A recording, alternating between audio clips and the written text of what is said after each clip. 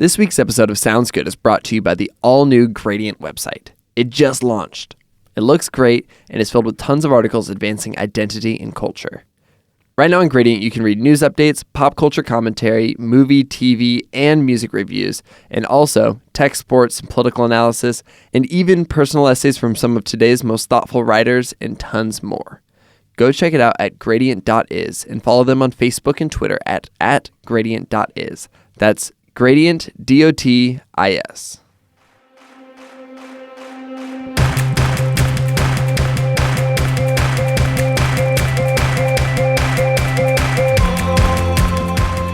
Hey everyone, Brandon Harvey here.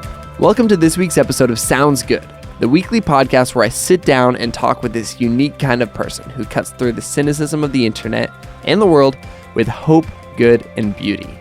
Today I'm talking with Becky Simpson, an absolutely incredible designer, illustrator, and author living in Austin, Texas.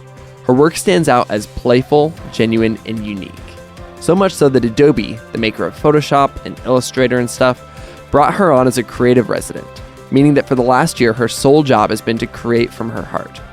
Her amazing work and outlook on life has been talked about by BuzzFeed, Fox News, Lifehacker, Jess Lively, and Refinery29.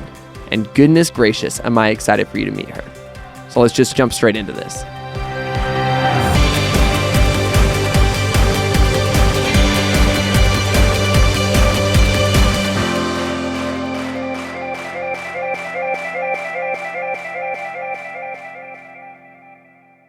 Okay, I'm here with Becky Simpson. Becky is calling in from Austin, where I just left. Becky, how you doing?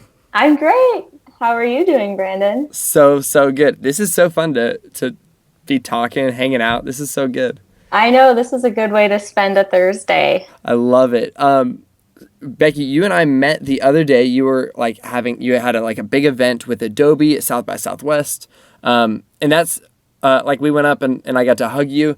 And that's when I discovered that you're short, which is amazing. And then only after that did I find out that you wrote a book about being short. And I love that. I think that's amazing. Oh, yes. I am barely 5 feet tall, if that. And I get a lot of people who meet me in real life and are very surprised by how short I am. So maybe that just means I carry myself tall on the internet. No, I was going to say the same thing. I think that you have a strong personality and you carry yourself tall. Thank you. And so you wrote your book how long ago? A year ago? Well, it came out late 2013. So okay. I worked on it in 2012 because it takes a year for the books to come out. So my math is just terrible. Is basically no. I still talk about it a lot. It's a big part of where I am now and in my process, and kind of it got the ball rolling with a lot of things I'm working on these days. So very relevant. That's cool. That was kind of the impression that I got, is that you that was almost, I don't know, was that a big point in your creative journey of becoming a designer, spending the time, putting in the work, getting this book out there, and then ending up getting it published? Yeah, I mean, it was huge. I have always wanted to do books since I was 5. And it was kind of on the back burner most of my life because I just thought that you don't get a book deal, or, it's something that happens when you're old. And so it was just something I thought I'd do someday, write an illustrated children's book. But then I had this idea, I had this job, and it was to create this book that was basically a list of the best reasons to be small, because I really wanted it to exist. I didn't really like being short. I knew there was nothing technically wrong with it. And I also didn't think it was that bad, but I just wanted there to be this list of reasons why, points of pride for this thing that I couldn't change, and to give a positive shout out to this. But I basically wanted to create this positive book that was kind of funny and lighthearted, but promoted just loving who you are. And so I did that, and then the book did get published. And then that was sort of the way I was able to, because of the book advance, I was able to quit my job and start working freelance full time, which is Whoa. something I always wanted to do. But if it weren't for the advance, I wouldn't have been able to do it when I did, because it gave me a little bit of savings. So then that's what kind of started me doing all of the things I do now. That's really cool. Okay, so what was your job before you wrote your book and then quit your job? I was a graphic designer at this place called Hole in the Roof in Waco, Texas. Nice. And yeah, I loved it. I mean, I felt very appreciated for my style because I did a lot of illustrations and kind of goofy, quirky things. And so it was a really great place for the time that I was there. It's amazing that you had the opportunity to, before you worked for yourself, to work for someone else, doing something creative, doing something fun. Sounds like it's something you're passionate about. Was it always that way? What did you do before that? Like, were there times where you were trying to do creative work and you weren't there yet? Well, I mean, so after I graduated, I studied graphic design at Iowa Okay. State. So then that job was my first job out of college. But even while I was working there, I mean, I've always worked on side projects. And, in college, if anyone's who's been in design school, you never sleep and you're just always working on your projects. And so I had really only known a life of constantly working on either the work at hand that was creative projects or creating more side projects. So even at that job before the book, I did wood burns because when I first moved to Texas, I didn't have any friends. And I went to Hobby Lobby and bought a wood burning pen and these planks of wood.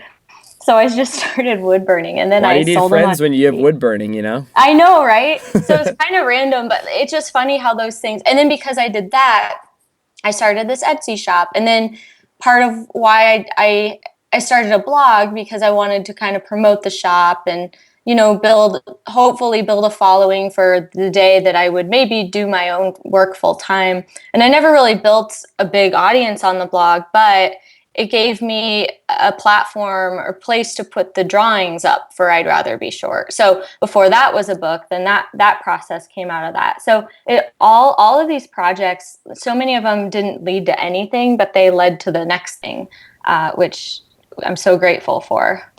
That's really, really cool. I love that. So you just kind of got to, I don't know. I love that there is this trajectory this entire time. Do you feel like it was an intentional trajectory, or do you feel like it was accidental? I feel like I've had a lot of accidental stuff, but intentionality, I don't know. Yeah.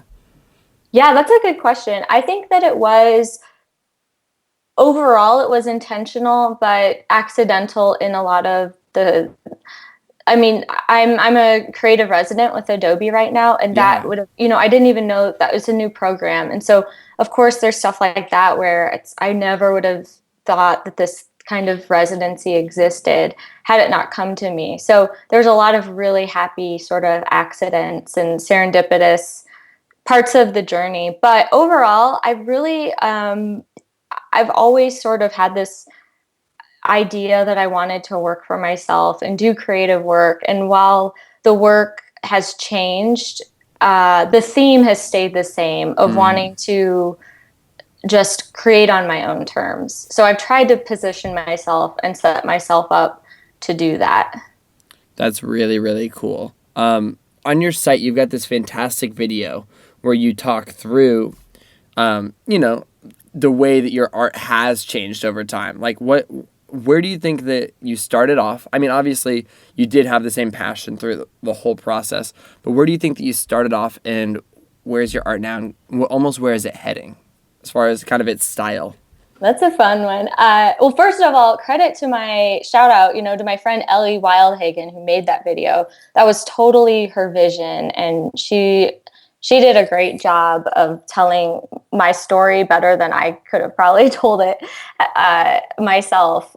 So the video explains, yeah, like what I kind of used to draw these sort of model kind of fashion sketches. That's what in high school at one point I was torn between fashion design graphic design or interior design, and I hated watching the interior design shows. So that was kind of a sign that maybe it's not the direction I should go.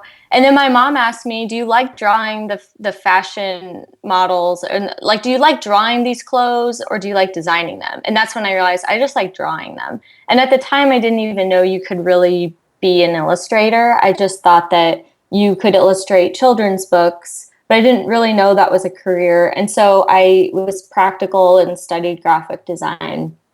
Anyway, but a lot of my stuff used to be a little more realistic, like, cross hatching and trying to use the appropriate measurements and proportions in a portrait. And which are kind of all the things that happen when you're traditionally trained in a lot of ways. Is that right? Right. And so I have had a lot of traditional training, but I've just sort of through the year, when you just do things over and over, there's a kind of a natural evolution. And that happened with my work, where it just became more fun to draw a lot more goofy, like spaghetti hair and bumpy kneecaps and huge noses and, that things just like proportions that don't really exist, but they're fun for me. And so thankfully it's worked out so far. But that was probably the biggest shift, was when I just started drawing what was easy and fun. Yeah. And then it got better and better. That's really fun. And that's what first drew me to your work, was its really playful nature, the way that it's just kind of goofy. Like, did you kind of have some intentionality behind, like, or almost like an artistic purpose behind creating, like, basically creating people in that way? Well, thank you for saying that about it. That means a lot.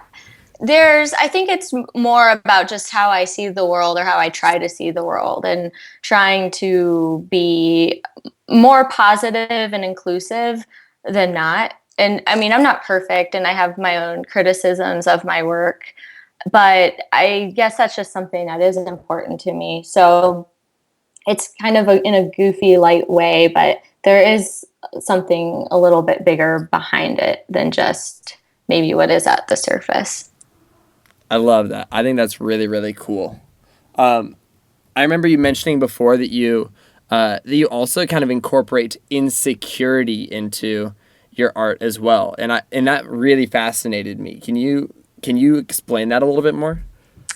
It really started with the book I'd Rather Be Short. Yeah. And the whole thing was sort of an insecurity for a while. And it's funny because the book's called I'd Rather Be Short. But when I started it, I didn't really believe that. I wanted to be medium height. But it's funny because when you write something hundreds of times, like I'd rather be short, when you work on a book and you have an agent and an editor and publicist, and you just have, like, anyone with a traditional book deal like this, you have a bazillion emails. So when the subject of all of them is this affirmational phrase, I just kind of accidentally came into liking it, and maybe it's also just having gotten older, and, you kind of accept yourself more and that kind of thing. But I forget now that it was really vulnerable when it started, because even though it was a light sort of theme, and to anyone on the outside, it's not that big of a deal, something just like your height, it's still, it's vulnerable to kind of be like, oh, I'd rather be this, or I'd rather be like, I don't even know what a good comparison is. But so that was a good start. And then other things are just, it's not that I try to draw people or things that should be insecure. It's just more about not always trying to draw the traditionally perfect thing. Yeah. Does that make sense? No, absolutely. I love that. And I really liked what you said about, through this flood of so many emails coming in with, it was just the title of your book. And it's, I don't know, the fact that you had to write it again and again, and you had to draw it again and again, it kind of affirmed you. I'm almost like, how can I apply that to my life? Like, what are my insecurities that I can, like, continue to speak again and again and again, and just, like, see how they change. Yeah, I think that I haven't had the same opportunity or created the same opportunity, but My second book that's coming out this fall is called The Roommate Book. And I had thought, like, what really positive affirmation can I put in the title? And it's just like not the same kind of book at all. So you got married this year as well. I got married this year. We both got married this year. Hey, It's super fun. Congratulations. congrats to you too. Thank you. How have you found that, like, being a creative? Well, first of all, I'll ask, what does your husband do? Yeah, I don't know. Is that okay to ask? Yeah, of course. Greg is my husband, and we got married last June, and he's a business guy. So he's working with kind of medical sales right now, but he's going to grad school to Duke this summer. He starts in July, and he's just like so good with business stuff. Like, I think I'm good at it because I enjoy the entrepreneurial stuff, but he's actually really good. And he just sees things in a more black and white way and I'm a lot more like in the gray areas and how I want things to be. So It's interesting, because creativity is like a weird time thing. Like at random times in the day, I'll be like, oh, I really want to do this creative thing. And so, but I'm also like, oh, I've got this other person in my life. And so it's been really interesting learning through that process. And I was wondering if something similar has been happening for you.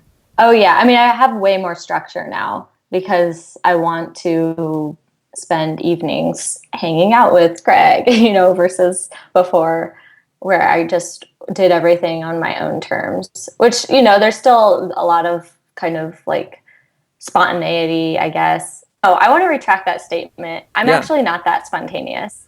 I feel like my work, I was just talking about this recently. So I think because I'm pretty positive and my work is pretty playful, it might seem like I'm more spontaneous than I am, but I really like a good structured day overall. That's good. But I think that with having Greg adds that kind of, there's like this hierarchy in my life where he naturally comes before work.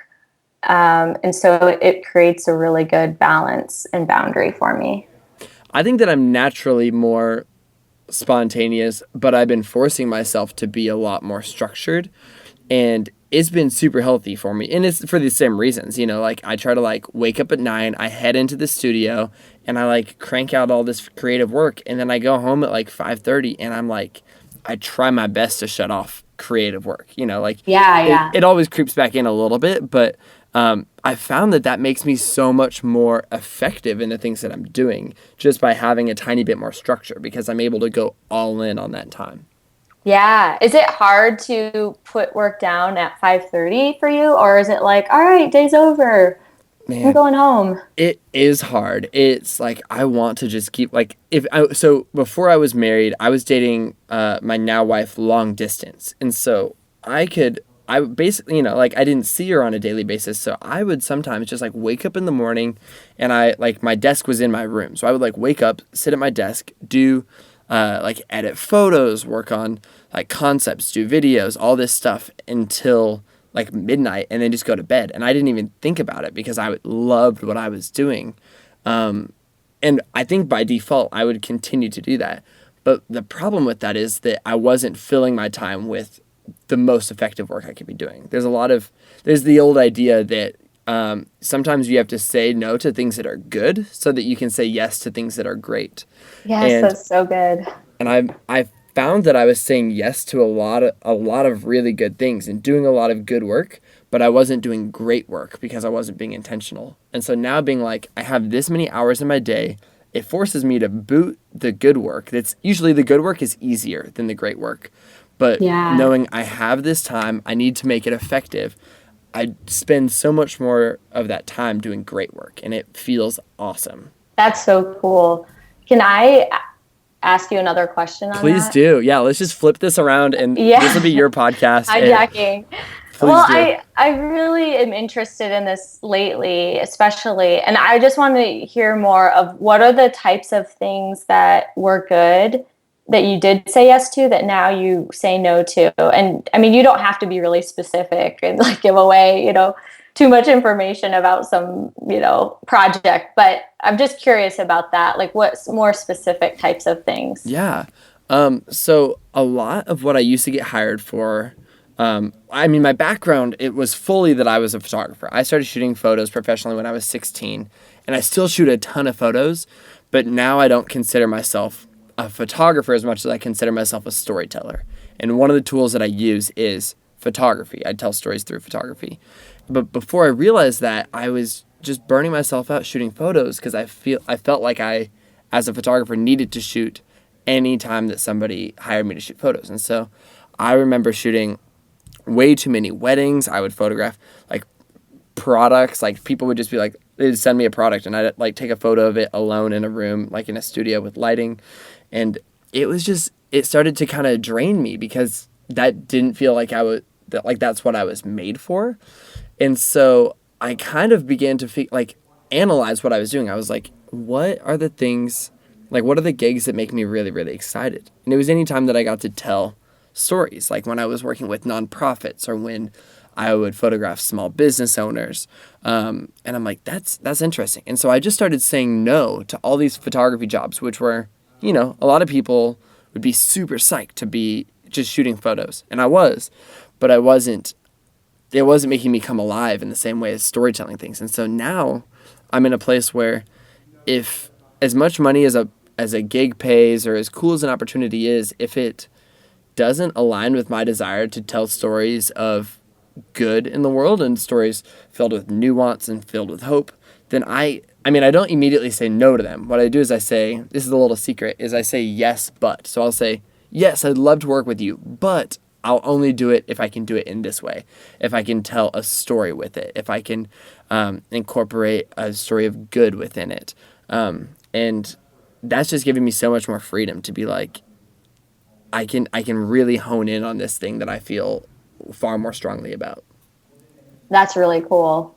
I love the yes, but it puts it in your well, it's kind of in their boat, I guess, but you can have you can kind of have like the final say in the situation. It makes you a collaborator instead of just a person who's like being hired to do a service. Yeah, you can have ownership over it. Yeah. And I feel like you can do this actually with all kinds of things. Like, I feel like you could do this in like relationships. You can do this in like a standard non-creative job. Like, yeah, that's great. It's like the whole yes and with improv. Exactly. Obviously, if you have the confidence to say no in the first place, that's good too. But knowing that you can do the yes and route is really cool. I'm going to write that down because I like that. Good. Please do. Like if this was the best case scenario and if I had, my dream scenario here, what would I do? We can probably create that for ourselves more. Exactly. We do, which you're the one who's talking about it. So it sounds like that's the case. Yeah. Well, and the other side of that is that, I'm also fortunate enough to be able to do that at this point. Like, I know that if I turn down a gig, I am not going to not be able to pay rent, so there is a level that you do have to kind of reach. And I think that anybody who's pursuing things will get there. But up until that point, what you can do is you can take on opportunities and then just create something that's valuable for you within that. So I have a friend and he's working his butt off to be a fashion photographer and he's so good at it, but he just doesn't have the experience and the name recognition to do it quite yet. And so what he's started to do is he'll take other gigs. So he'll take a wedding or he'll take, some sort of like clothing shoot that's not fashion-y. It's just kind of a normal clothing shoot. And he'll shoot all the photos that the client wants. And then he'll just make sure that he walks away with one photo that is his style. So if he has to shoot in a totally different style, he'll shoot just one shot that he's like, this could go in my portfolio. This is fashion oriented. And so every time that he does a gig, he's still coming out with one thing that added value to him. And so I feel like that's a great way to just like take on that approach. And again, I feel like that applies to far more than the creative world.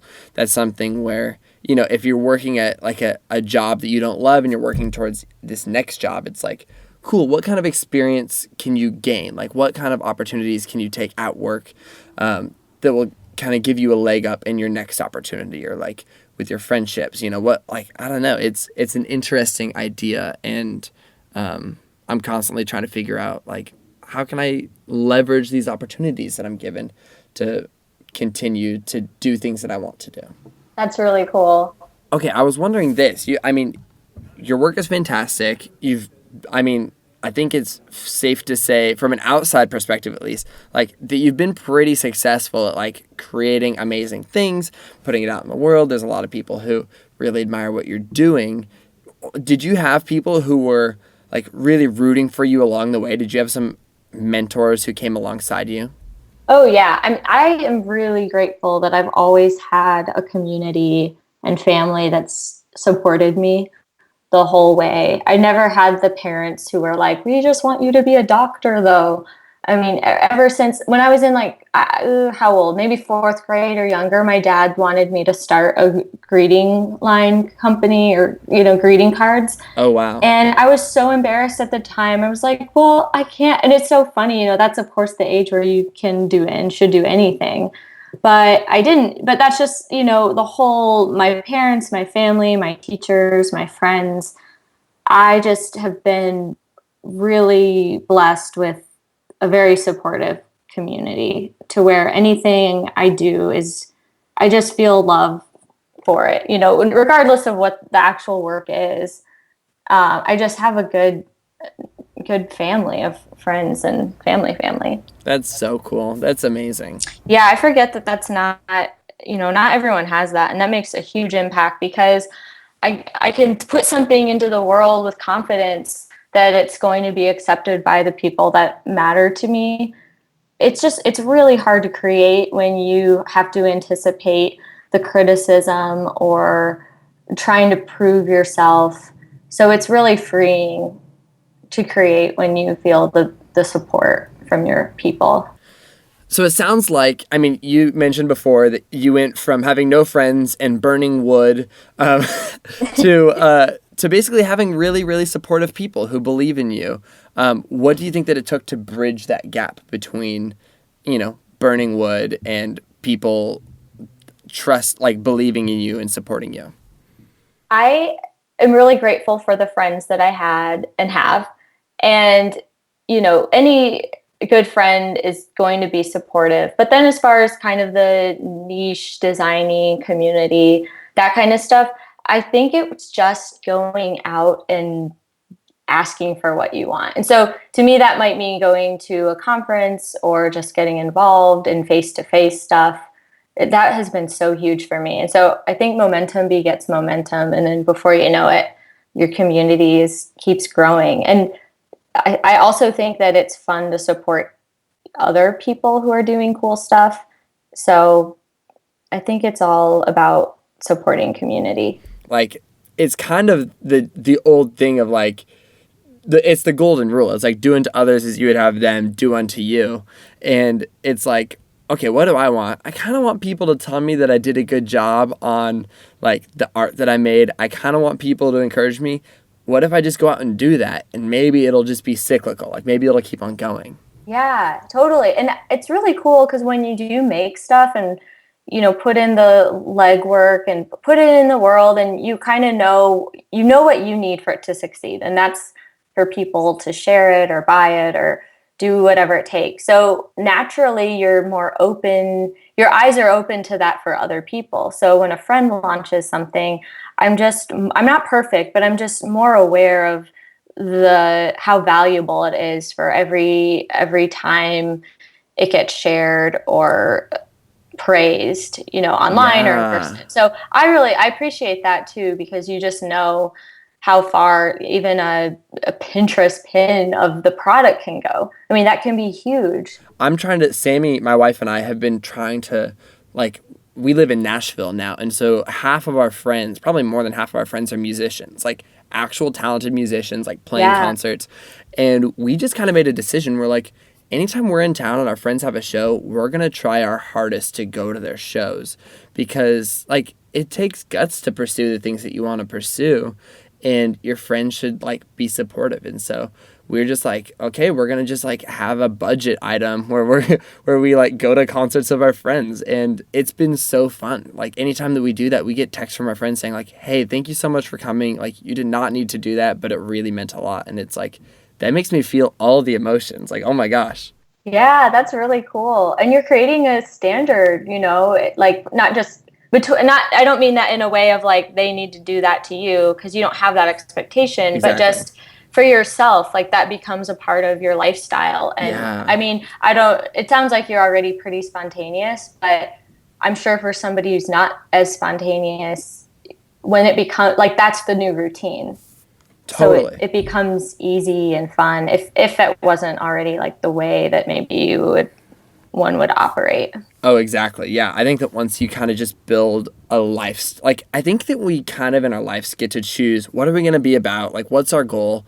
And we get to build our life around it. And I think a lot of people, it takes them a long time to realize that they get to control what they're doing. And I think that you're a good example of that. Like you kind of decided early on, like, I'm going to pursue this. And like, you've like put in the time, you put in the effort. It hasn't been easy, but you kind of come out and you're like, I'm designing the life that I want to live. And it's just as simple as that. There's obviously a lot that goes into it and it takes time and it takes opportunity, but like I don't know. Yeah, I just heard, I wish I could think of this or remember this quote exactly, but I just saw Ira Glass speak at South by Southwest. No, I love Ira Glass. Oh my gosh, he was great. And it was just really interesting because a lot of his answers weren't particularly profound in that he basically is like, we just make what we love to make. It's actually just kind of selfish. Like we have fun with, I mean, he didn't say these words, but they have fun with what they do and they do a good job of it. And I really like that. And he also said the golden rule of media is to not make something you yourself wouldn't want to consume.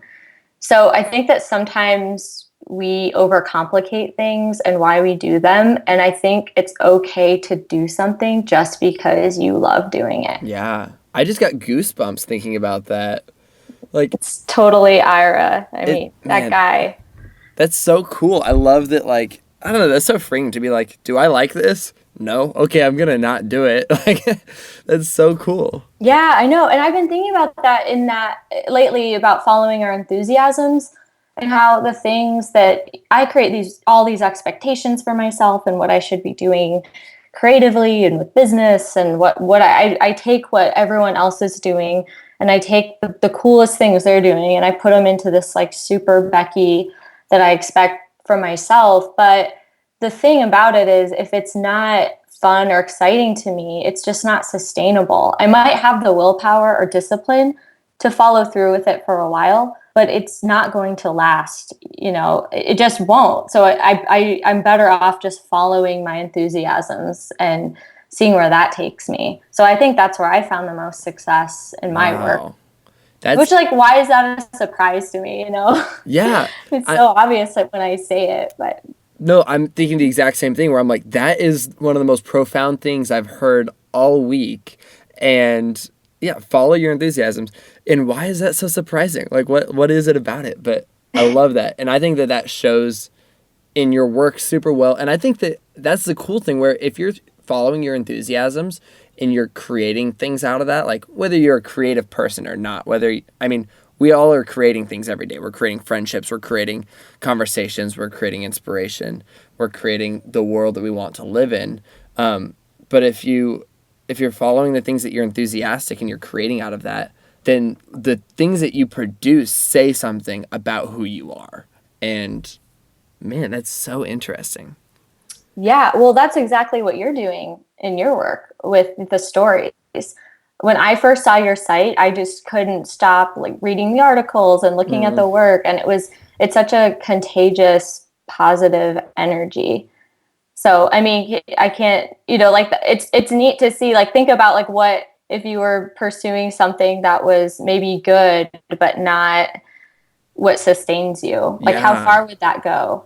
Exactly. No, I was having this conversation yesterday with somebody where it's like, he was telling me about this really cool business venture he had but he just wasn't passionate about it. And he's like, I'm just not going to do it. And it seemed like, dude, like you could make so much money off of this. You could see so much quote unquote success by doing this. But he's like, I'm not excited about it. It doesn't like bring me alive. And I think it's going to suck because of that. And so he's just like backing out of the thing. And I'm like, it makes sense. Like there's a lot of things that we could spend our time doing, a lot of things that we could put our energy into. But if it doesn't kind of come naturally, if it's not exciting, if it's not something that we personally were made to do, then it might just fall flat on its face, and it's not worth pursuing. Right. And I think that takes practice. Yeah. So for anyone listening because I struggle with this, like with the whole saying no and that whole thing we were talking about, say no to something good so you can say yes to something great. They talk about, or Greg McKeown talks about that in Essentialism. Have you read that book? Somebody told me to read that yesterday. It's so good. I'm writing that down right now. Yeah, it's awesome. But I guess with that book, it's really great. It's really inspiring to me. But at the same time, I still have this insecurity and the sense of like, well, that's easy for them, but I'm not that way. I can't just say no to stuff like other people. But if I look back on the last few years of certain situations, I have gotten a lot better.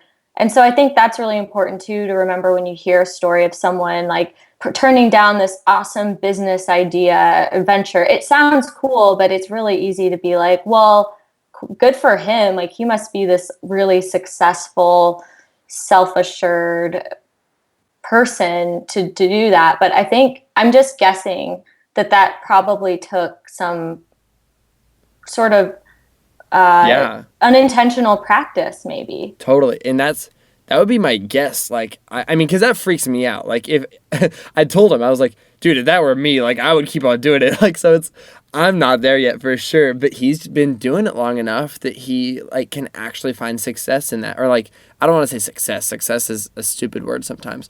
But he can, like, find, like, more fulfillment in that. And it's a good decision. And, I mean, again, like, acknowledging the privilege of the situation. Like, you know, if you're trying to pay rent and you don't have money, like, then you take a gig. Like, you take the opportunity. There's no question about that. But at one point, you just get to build up enough opportunities that you get to start saying no to things because you know that there's another one around the corner. Right. But maybe, I mean, he could just be a superhuman, and that would be great. You know? That would be great. For real, though. I mean... Okay, so you're doing this amazing Adobe creative residency where they're basically letting you work on your own stuff for a year. Like, how cool is that? What's your goal for when you come out of this year? Like, what are you going to do with this year of experience and this year of work? Like, I guess what's next for you? Yeah, so this year has been, I feel like I came into the residency, I put in 1 year, and I'm getting more than 5 years of experience. Whoa. It was really, really cool, and just the opportunities and the work and the focus and all that. So I did a lot of things within it, but my main projects were finishing the roommate book and then working on launching a shop called Chipper Things. I love that name. Thank you. That's coming out next. So it'll launch next month, but it's going to be my illustrations on products. So everything from like paper, you know, like cards and art prints to totes and other things like that. So I'm really, really excited about it. I love creating content, and this has been a dream of mine for a really long time, to have a brand that is like, has my flow charts, like, should I wash my hair today? And put that stuff into the world. And you guys, you have to see, I think your flowcharts are maybe like some of my favorite things. You guys have to go check out her flowcharts. And then also just like the characters she draws. They're so fun. Yeah, like I'm super excited to like be able to plaster my home with these. Oh, thank you. Well, it's going to be, this year is really a lot of me seeing how what I worked on the last 2 years works out. So I'm really excited for it. Between the book release and the shop opening, I'm excited, but we'll see how it goes. It's going to work out amazingly well. I have no doubt. That's so exciting. Thank you. It's going to be fun. That's so cool. Man, okay, so every episode, I love to ask a few questions to just every single person. And I'm super excited to hear your responses. But my first question that I love to ask every single person is, how would you describe the kind of person that you most admire in the world? Oh, wow. Wowie, zowie, Brandon. The person I most admire, I would say somebody who loves at full capacity. I also really admire people who can be, I guess, who know themselves well enough to stand up for themselves and for what they believe in, and someone who is okay with sort of living maybe a slower, more intentional life than racking up opportunities and Ooh. I guess notches on the old opportunity belt. Yeah. Um, yeah, That's a I could powerful. probably think of 10 things, No, but yeah. at the top of my head, those are some things I admire. But I also believe that there's seasons for everything and That's a good point. we're changing and there's a time to be a hustler and there's a time to slow down. So I would just like to think that I could maybe adapt to the seasons appropriately. That's something Yeah. I admire in people. That's real. I like that. I like that you kind of came around full circle on that, where you're like, okay, I admire this, I admire that, I admire that. But maybe these are things that belong in a certain time, in a certain place. And I want to be in my certain time and certain place. Wow. Yeah. That's cool. I don't think about that often enough. I think so much of the time that we sit there and we're like admiring other people without realizing that like they're doing what they need to be doing in that moment, and that's maybe different than what like I need to be doing in that moment. Yeah, yeah. Man, that's good. Okay, next question. What are you consuming right now? Like what's like one like a favorite book or a favorite movie or a favorite TV show, something that you're crazy excited about that's inspiring you? Oh, ooh. What am I consuming? Well, I mean, I've always been a podcast junkie, but I've been back on the excitement of podcasts. Anything in particular that you're listening to? I'm a total podcast addict. Yeah, well, my friend Kathleen, Kathleen Shannon, she has a podcast called Being Boss, and Being boss. it's all about being boss. That's cool. I love that. It's really good. It's really every episode I think is so helpful and smart. They do a really great job. That's cool. I'm excited to check that out. That's amazing. My last question is based on the ways you've like chosen to like step out and live differently in your life, like kind of just based off of the story of like how you've gotten to where you are. What's one thing you'd encourage someone else to do in their life today? I think it's just doing the thing now. Like I have this thing I've been saying, and I learned it from the first book is starting somewhere now is better than starting somewhere later. And so as far as creating goes, creating anything, it's just better to make a bad draft today than to make a perfect draft tomorrow, because we can't get better unless we go through those first drafts. And so there's a lot of things we can't do because we don't have access to the resources, but we can probably do part of them now. So I say Wow. just do it. And just remember that every bad version is just a step closer. So they're all little victories just by doing them. I love that. Wow. It's just it's a step closer, and they're all little victories. Oh my gosh, Yeah, that's they amazing. are. I mean, it's I not l- easy in the moment when you draw something that's horrible to be like, what am I doing? What am I doing with my life? Like drawing a dog or something could look like a monster, but I just have to remember it was just the first draft. Yeah, that's really, really cool. And you did a thing recently called, or not recently, but a while back called 100 Days of Starting. Is that correct? Yeah, so it's called 100 Days of Getting Started, and That's it. it was this kind of I'm almost finished with this creative residency with Adobe. Mm-hmm. And it's a full year where Adobe sponsors me and Kelly Anderson, and she's in Brooklyn. She's awesome.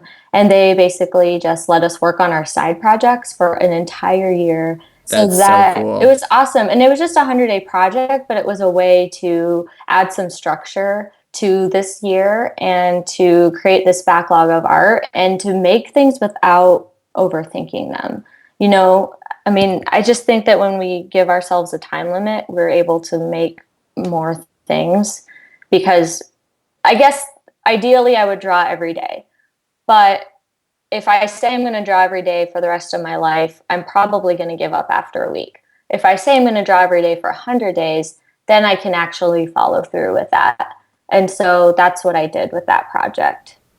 That's really cool. I think that's huge because it's kind of setting a smaller goal. It's saying, I'm just going to take one little step towards this.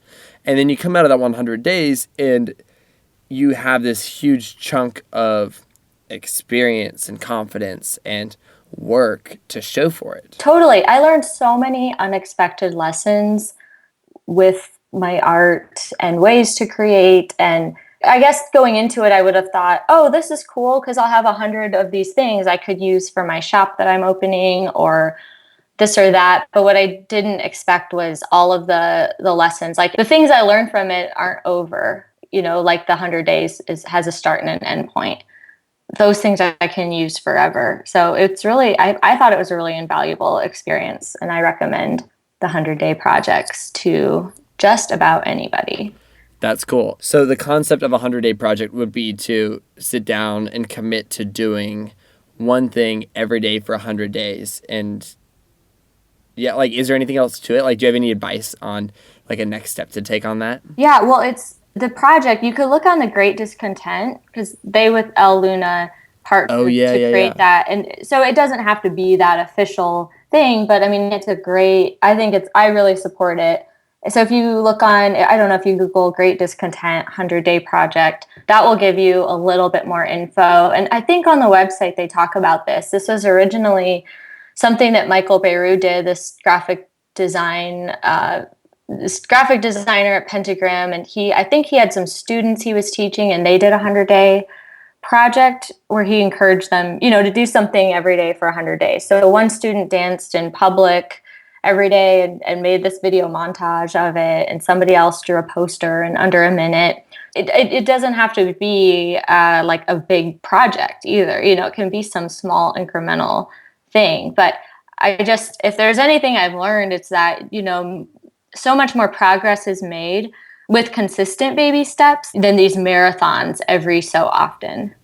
That's good. That absolutely makes sense. That's super practical. Yeah, it's been helpful. I needed to practice it more, but and the times that I have done it, it's worked out well. That's amazing. I love Have you that. ever Well, done anything like that?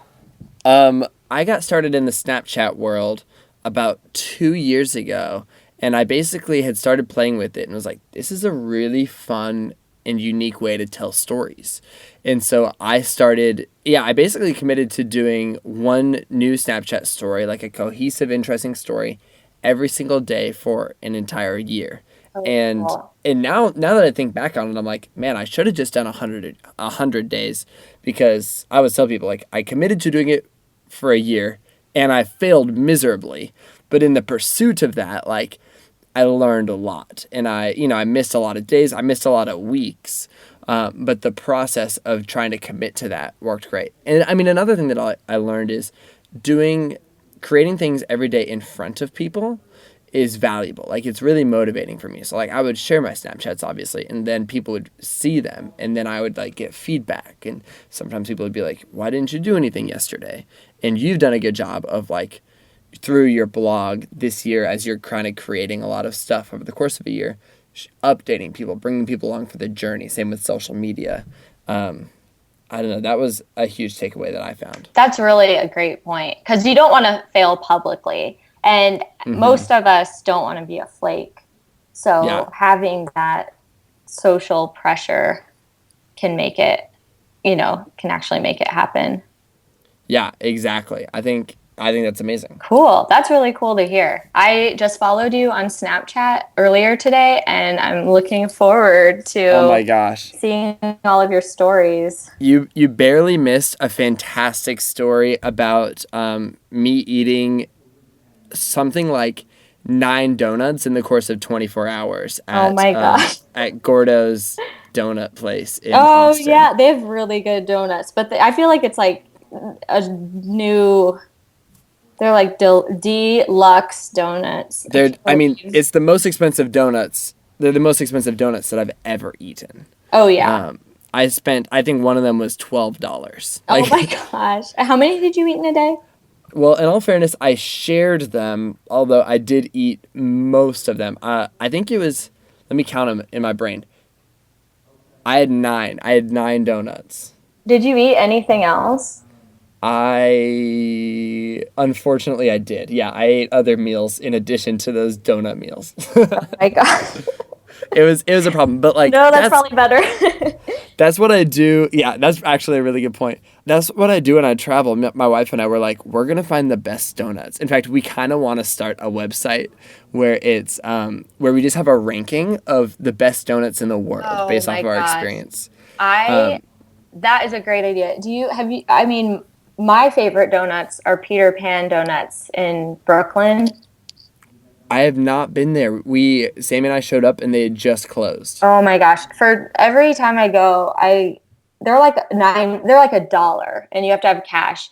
And 2 of the last times I went, I forgot to bring cash. So I had to go to an ATM and, withdraw money that it was probably like $2.50 to like cost to withdraw money to get $1 back. It happens to me like every time, but it's worth it. That is amazing. Love a good donut. So let me know when that site goes live. That's good. I will definitely let you know. Becky, so if people want to follow along with your story and especially if they want to see your amazing work, where can they find that? I am online. My website is beckysimpson.co. That's just C-O. And all my social media handles like Instagram, Twitter, Snapchat is at Becky M. Simps. Nice. That's good. Way to be consistent. Thank you. Okay, and then what about your upcoming amazing site where you're selling things and showing off all that new artwork? Oh yeah, that's Chipper Things. So right now Chipper Things is you'll see blog content, but when it opens next month, it's going to be a store. So it is chipperthings.com. And then the social medias, I'm just focused on Instagram right now, but that's at Chipper Things. Amazing. I love that. And you just followed me from the Chipper Things Instagram account. Oh, so yeah. Thank you. Awesome. Well, Becky, thank you so much for talking today. This is so fun. I love the way that you see the world and your creative process and your creative journey. And I'm super excited to buy things from you. Thank you, Brandon. Thanks for having me. I love what you're doing too and putting this kind of positive content out and, giving uplifting people and what they're working on. Oh, thank you so much. I'm excited to, you're going to have to come out to Nashville so we can eat donuts together. Oh yeah. Greg's from there. So easy. We frequent the city and I love it. And I love Nashville.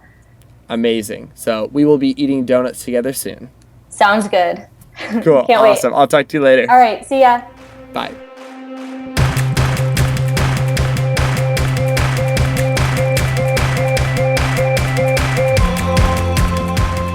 Sounds Good with Brandon Harvey is part of the Gradient Podcast Network and is created in collaboration between me, Brandon Harvey, and Gradient. Find out more at the all-new Gradient.is. Follow along with my story on Instagram, Twitter, and Snapchat. My username is simply @BrandonHarvey. That's Brandon with an E-N. And if you go to my website, brandonharvey.com, you can sign up for my weekly good newsletter where I highlight 5 of the most hopeful things that happened in the world this past week. Oh, and lastly, make sure you hit the subscribe button wherever you listen to podcasts and take a minute to write a review on iTunes. That's it for this week's podcast. See you next week when we get the opportunity to learn from another incredible person. Sound good?